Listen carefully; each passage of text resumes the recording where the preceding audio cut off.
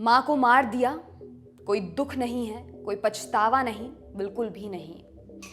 ये कहना है लखनऊ के उस नाबालिग लड़के का जिसने अपनी माँ को सोते समय गोली मार दी, वो भी इसलिए कि वे उसे पबजी खेलने से मना करती थीं।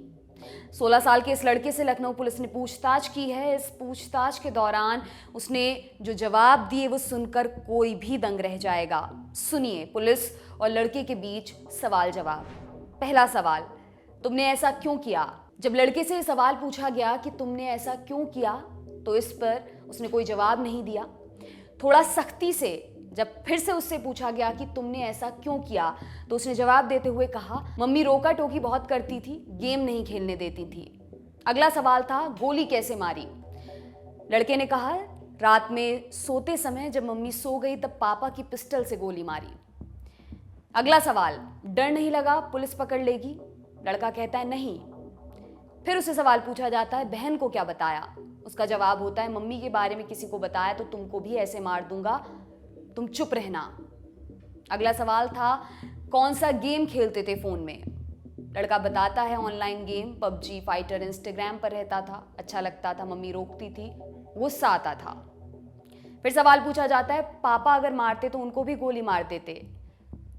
तो लड़के का कहना है, वो तब देखा जाता, क्या करता अभी क्या बताऊं। अगला सवाल, तुमको जेल हो जाएगी नहीं सोचा था? लड़का इस पर कहता है, नहीं, इतना नहीं सोचता हूं। फिर पूछा जाता है, दोस्तों के साथ पार्टी क्यों की? लड़का बताता है, रात में डर गया था और बहुत दिनों से उनके साथ मूवी नहीं देखी थी, वो मुझसे कह रहे थे, तब मैंने कहा कि चलो घर चलें। अगला सवाल, बहन को खाना कहाँ से ला कर देते थे? उसका जवाब आता है, स्कूटी से बाहर जाता था और खाना लाता था, जो मन था वही खाने को लाता था।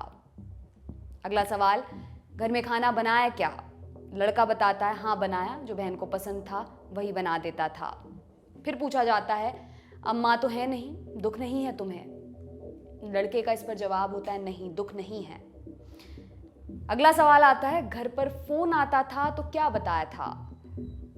लड़का बताता है, मम्मी का फोन मेरे पास था, मैं अपने फोन से बोलता था मम्मी दादी को देखने गई हैं और आएंगी तो बात करवा दूंगा।